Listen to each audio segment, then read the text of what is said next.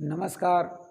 मैं team mission academy में आपका स्वागत करता हूं और ये चाहता हूं कि मैं आप लोगों को एक ऐसे पॉइंट पर ले चल रहा हूं जहां से लगभग हर छोटी या बड़ी परीक्षाओं में एक क्वेश्चन ज़रूर मिल जाते हैं। तो आज हम चलते हैं व्यंजन पर चलते हैं। वह स्वर पर थी, आज हम व्यंजन पर बताएंगे। तो किस व्यंजन का उच्चारण कहाँ से होता है, इसके वर्गीकरण के आधार क्या क्या होते हैं, व्यंजन की परिभाषा क्या होती है, ये किसके साथ उच्चरित होता है, इनके बारे में आज आप लोगों से हम चर्चा करेंगे। तो सबसे पहले हम व्यंजन की परिभाषा देखते हैं। जिन वर्णों का उच्चारण स्वर की सहायता से होता है उसे व्यंजन कहते हैं।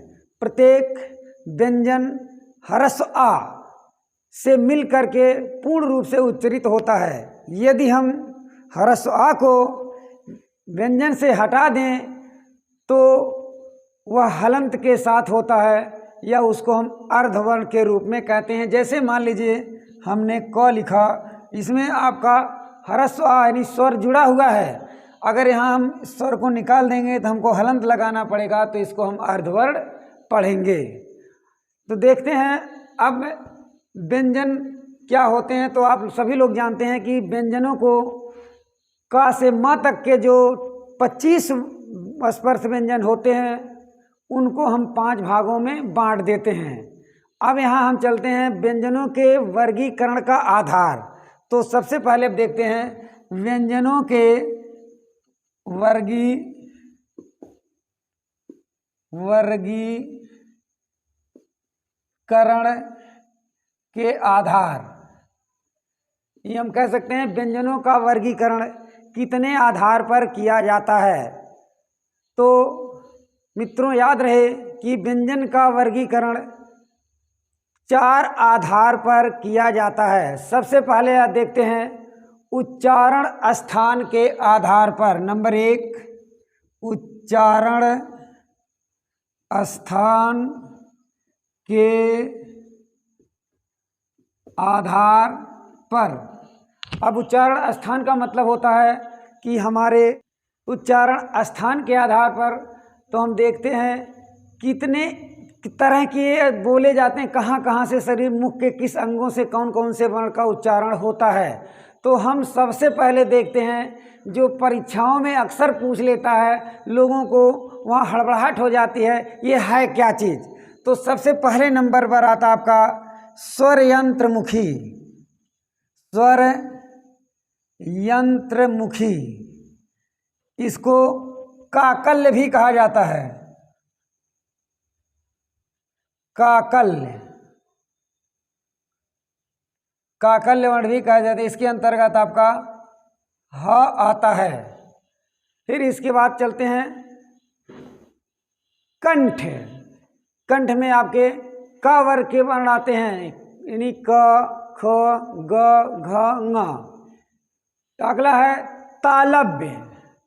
तालव्य का मतलब होता है जिन वर्ण का उच्चारण हमारी तालु से होता है, इसके अंतर्गत च वर्ग आते हैं। च वर्ग का मतलब होता है च, छ, ज, झ, य, य और सा। तो इसको हम इस तरह भी लिख सकते हैं तालव्य में। दूसरा जो आपका है तालव्य, इसमें च, छ, ज, झ, य, य और सा। ये तालव्य सा का उच्चारण होता है। इसको हम सूत्रबद्ध भी कर सकते हैं। इच यशो तालु, इच यशो तालु। इसका मतलब होता है ह्रस्वी दीर्घी च वर्ग या और तालव्य सा का उच्चारण हम तालु से करते हैं। फिर अगला है मूर्धन्य। मूर्धन्य वर्ण। तो मूर्धन्य वर्ण के अंतर्गत आपके जो होते हैं ट वर्ग आते हैं। ट, ठ, ड, ढ, ड़, री और मूर्धन्य सा। देखिए ट, ठ, ड, ढ, ड़, री और मूर्धन्य सा, ये वर्ण आपके मूर्धन्य आते हैं और इसको लिखा जा सकता है ऋतुर, ऋतुर्षा,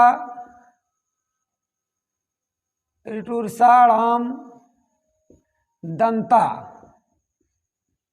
ऋतुर्षाणाम दंता। फिर आगे चलते हैं। दंत, जिन वर्णों का उच्चारण दांत के सहारे होता है उसे हम दंत वर्ण कहते हैं। इसके अंतर्गत आपके त, थ, द, ध, ना का उच्चारण होता है। इसके बाद आते हैं फिर अगला आपका आता है ओष्ठ। ओष्ठ का मतलब जिन वर्णों के उच्चारण में हमारे ओष्ठ स्पर्श करते हों, इसमें आते हैं प, फ, ब, भ, म। फिर अगला है, एक आता है परीक्षाओं में बहुत महत्वपूर्ण चीज़ है, इसको ध्यान रखिएगा दोस्तों, वर्ष। वर्ष, इसके अंतर्गत कितने वर्ण आते हैं? 4 वर्ण आते हैं। न, र, ल, स। इनका उच्चारण वर्ष होता है। वर्ष का मतलब होता है जिन वर्णों के उच्चारण में हमारी जिह्वा अग्र, ऊपरी मसूड़े के अग्रभाग से स्पर्श करती है उसे हम वर्ष व्यंजन कहते हैं। फिर इसके बाद एक इसका बचता है दंत्योष्ठ। दंत्योष्ठ, दांत और ओठ के सहारे जिन वर्णों का उच्चारण होता है उसे हम दंत्योष्ठ कहते हैं। इसमें आता है व और फ। इनके उच्चारण में हमारा दांत आगे वाले मसूड़े से स्पर्श करते हुए ओठ के सहारे आवाज़ निकालता है। फिर हम इसी कड़ी में जो दूसरा आधार है उसको चलते हैं, देखते हैं। तो उच्चारण अभ्यंतर प्रयत्न। उच्चारण अभ्यंतर प्रयत्न।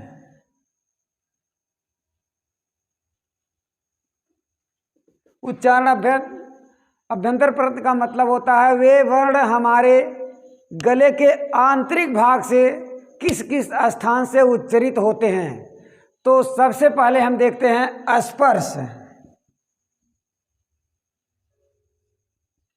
स्पर्श, स्पर्श का मतलब होता है केवल हमारी स्पर्श करते हुए निकले, जैसे क, ख, ग, घ, ट, ठ, त, थ, द, ध, प, फ, ब, भ, म, ये स्पर्श आते हैं।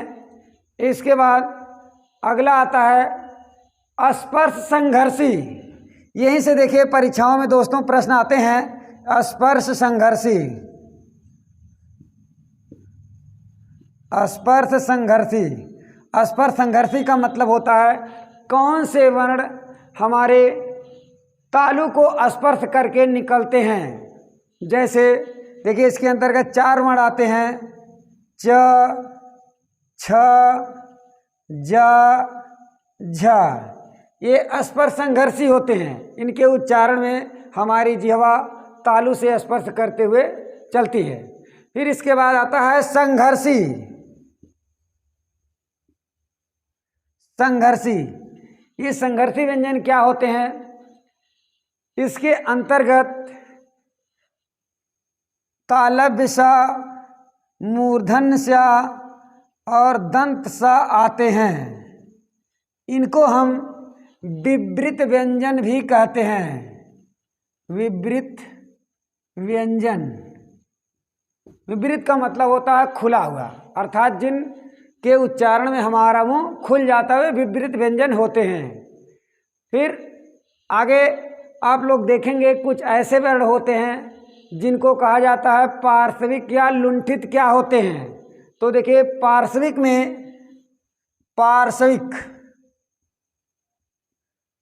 पार्श्विक में आपका ला आता है, क्योंकि ल के उच्चारण में हमारे जिह्वा का अग्रभाग ऊपरी वाली छत में स्पर्श करता है। इसके बाद आगे होगा प्रकंपित। प्रकंपित या इसको लुंठित भी कहते हैं। लुंठित, इसके अंतर्गत र होता है, क्योंकि र वर्ग के उच्चारण के समय हमारी जिह्वा झंकृत हो जाती है। फिर देखते हैं अगला आपका है उच्छिप्त या नया वर्ण। उच्छिप्त या नया वर्ण ये होते हैं आपके ड़ और ढ। इसको नया वर्ण क्यों कहा जाता है? क्योंकि इसमें फारसी भाषा का नुक्ता लगा दिया जाता है, इसलिए इसको नया वर्ण कहते हैं। इसके बाद आते हैं अंतस्थ व्यंजन या अर्धस्वर।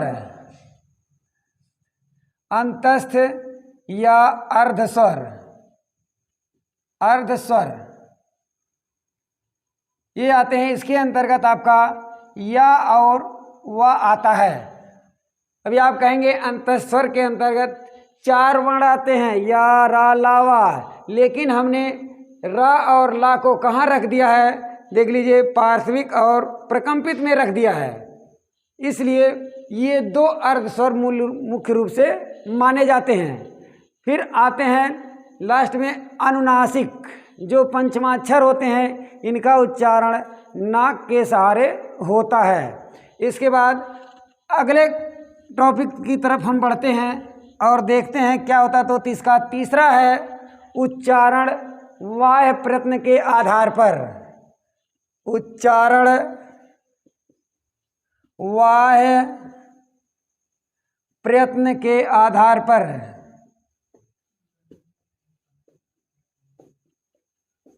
तो उच्चारण वाह्य प्रयत्न के आधार पर स्वर व्यंजन के कितने भेद होते हैं?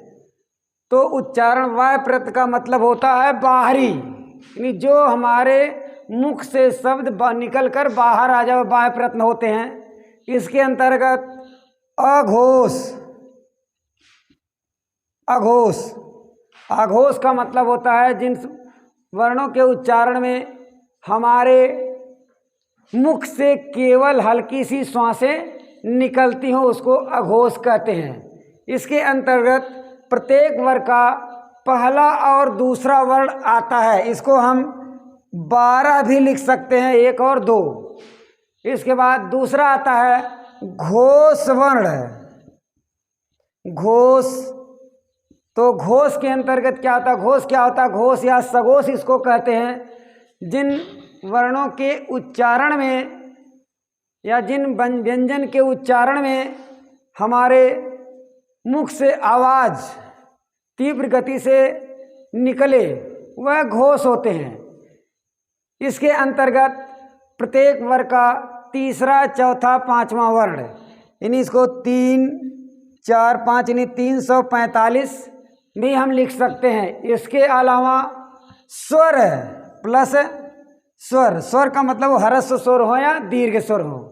फिर इसके बाद आपके अंतस्थ व्यंजन। अंतस्थ व्यंजन का मतलब या, रा, ला, वा, ये आए, ये आपके घोष होते हैं। तीसरा आपका चलता है अल्प प्राण। अल्प प्राण, अल्प का मतलब ही होता है थोड़ा, अर्थात जिन वर्णों के उच्चारण में हमारे मुख से थोड़ा सा वायु निकले वे अल्प प्राण होते हैं। अल्प प्राण के अंतर्गत प्रत्येक वर्ग का पहला, तीसरा और 5वां वर्ण आता है। इसको हम 135 लिख सकते हैं। इसके अलावा जो होते हैं अल्प प्राण में या, रा, ला, वा भी आते हैं, प्लस या, रा, ला, वा, यानी अंतस्थ व्यंजन आते हैं। फिर है महाप्राण।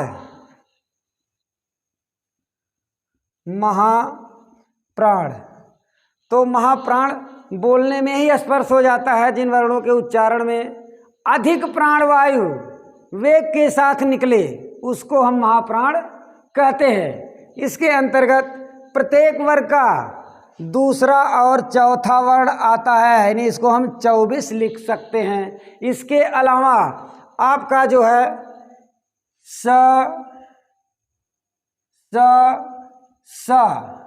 और हा ये आते हैं।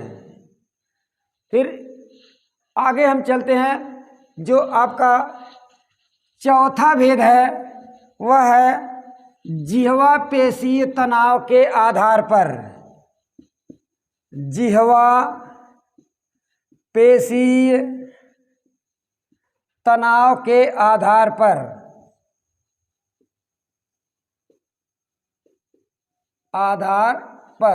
अब जिह्वा पेशीय तनाव के आधार पर जो होते हैं ये व्यंजन के दो भेद होते हैं।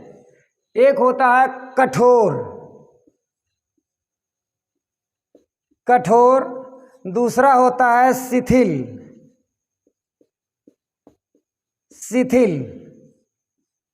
अब कठोर के अंतर्गत क्या क्या आते हैं? तो कठोर के अंतर्गत अघोष और महाप्राण आते हैं। क्या हो जाएंगे? अघोष प्लस महाप्राण।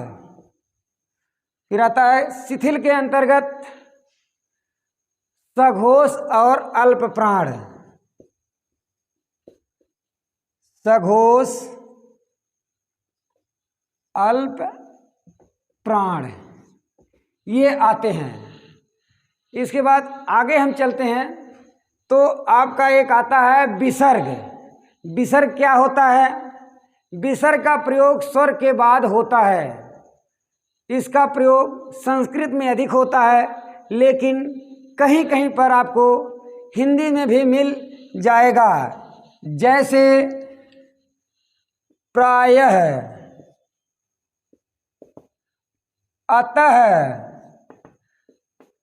स्वतः। तो यहाँ देखिए प्रायः में छोटा आ लगा हुआ है, इसके बाद विसर्ग का प्रयोग है। और यह जो विसर्ग शब्द है जो पाणिनि का माहेश्वर सूत्र है, माहेश्वर सूत्र से लिया गया है, इसका उच्चारण हा की तरह होता है। आगे हम चलते हैं। कुछ और चीज़ें हैं जो बहुत कम ही लोग जानते हैं, जिनको कभी कभी परीक्षा में पूछ लेता है तो वहाँ पर लोग बहुत परेशान हो जाते हैं। तो उस परेशानी को भी दूर कर लीजिए। आप लोग देख लीजिए चल और अचल स्वर क्या होते हैं। चल और अचल स्वर। तो सबसे पहले हम चल स्वर को देखते हैं। चल स्वर क्या होते हैं? चल स्वर क्या होते हैं? तो जो स्वर शुद्ध होने के साथ साथ कोमल या तीव्र होते हैं उसे हम चल स्वर कहते हैं। जैसे रे, ग, ध, म, नी, ये 5 शब्द, ये 5 वर्ण जो होते हैं व्यंजन, इनको हम चल स्वर के नाम से जानते हैं। इसमें भी इसके 2 भेद हो जाते हैं। एक हो जाता है कोमल, दूसरा हो जाता है तीव्र। तो देखिए कोमल विवृत, कोमल विवृत में आपके रे, ग, ध और नी आएंगे। जबकि तीव्र में तीव्र विवृत में आपका म आएगा। तो इसको ध्यान दीजिएगा। ये चल स्वर होते हैं रे, ग, ध, म, नी। और कोमल विवृत में 4 होते हैं और तीव्र में केवल म होता है। इसके बाद हम चलते हैं अचल स्वर। अचल स्वर क्या होते हैं या अचल स्वर किसे कहते हैं? अचल स्वर, देखिए अचल स्वर क्या होते हैं? तो जो स्वर हमेशा शुद्ध होते हैं, कभी विवृत नहीं होते हैं, उसे हम अचल स्वर कहते हैं। इसके अंतर्गत आपके 2 शब्द 2 वर्ण आते हैं। स या हम स कह सकते हैं और फिर प, ये दोनों आपके अचल स्वर होते हैं। इन्हें ये अपने स्थान पर सदैव अडिग होते हैं, ना ये कोमल होते हैं और ना ही विवृत होते हैं, सदैव शुद्ध होते हैं। ते आपके हो गए चल और अचल स्वर। इसके बाद एक और आपको बता देते हैं परीक्षा में जो बहुत ही भ्रम में डाल देता है, जिसको एक अलग से नाम दिया गया है शहीद वर्ण। ये शहीद वर्ण कौन से होते हैं? इसमें आपका आ जाएगा ह्रस्व आ। क्यों होता है? क्योंकि ये ह्रस्व आ जो होता है यह सभी व्यंजनों के साथ प्रयुक्त होता है, इसलिए इसको हम शहीद वर्ण कहते हैं। फिर आ जाते हैं और थोड़ा सा देख लेते हैं, कभी कभी पूछ लेता है नपुंसक वर्ण। नपुंसक वर्ण, तो नपुंसक वर्ण किसे कहते हैं? जिन वर्णों का प्रयोग वर्तमान में प्रचलित नहीं है वे नपुंसक वर्ण की श्रेणी में आते हैं, जैसे बड़ी री और बड़ी ली, ये दो नपुंसक वर्ण में आते हैं। अब हम अंतिम पॉइंट पर चलते हैं, जहाँ से प्रश्न भी पूछ लिया जाता है कि कौन से व्यंजन किसके किसके योग से बनते हैं। वह होता आपका संयुक्त व्यंजन। संयुक्त व्यंजन, इनकी संख्या 4 होती है। छ, ज्ञ, त्र, स्र, ये 4 होते हैं। अब इन किनके किनके योग से बनते हैं? ये क प्लस खस्तिसा से बनते हैं।